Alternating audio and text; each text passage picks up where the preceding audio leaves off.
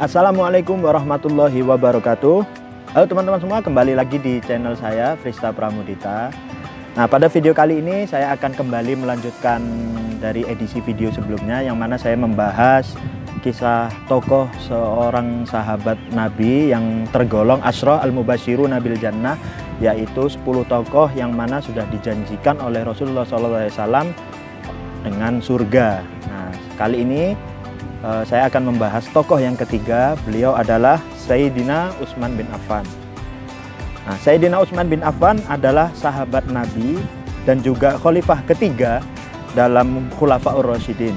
Nah, beliau dikenal sebagai pedagang yang kaya raya dan handal dalam bidang ekonomi. Dan juga beliau adalah orang yang sangat dermawan.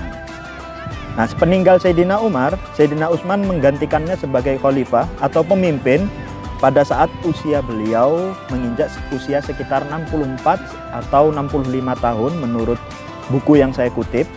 Nah, pada saat itu menjadikannya beliau sebagai salah satu khalifah yang tertua saat berkuasa. Jadi ketika beliau berkuasa menjadi khalifah, nah beliau adalah salah satu khalifah yang usianya sudah menginjak usia tua.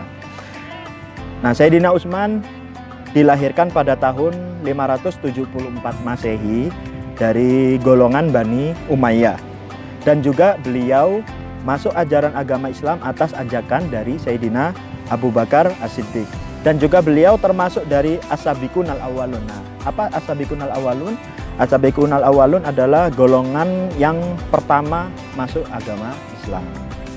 Nah, singkat cerita, beliau adalah khalifah yang pertama kalinya yang melakukan perluasan Masjidil Haram. Nah, jadi beliau ketika menjadi khalifah adalah khalifah pertama yang mengadakan renovasi atau perluasan dari Masjidil Haram di Mekah dan Masjidil Nabawi yang ada di kota Madinah.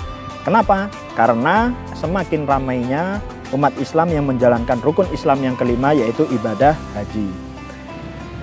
Beliau juga memiliki julukan yaitu Dzun-Nurain, yang artinya adalah pemilik dua cahaya. Nah, kenapa beliau memiliki julukan Dzun-Nurain?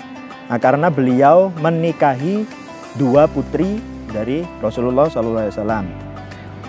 Nah, keutamaan lain yang dimiliki oleh Sayyidina Utsman bin Affan yang tidak pernah dilupakan dalam sejarah Islam adalah beliau membukukan Al-Quran dalam satu versi bacaan dan membuat beberapa salinannya yang dikirim ke beberapa negeri-negeri Islam. Jadi Al-Quran yang sekarang ada di zaman kita ini dulunya dibukukan oleh Sayyidina Utsman bin Affan.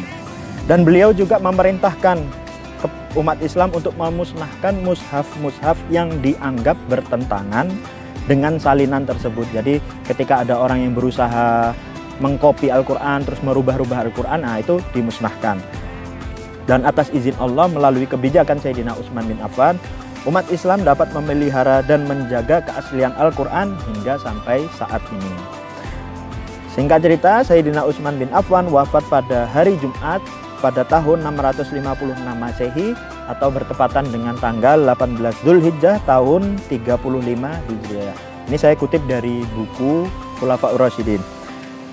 Dan ada riwayat yang mengatakan juga beliau wafat pada tanggal 12 Dzulhijjah dalam usia 80 tahun.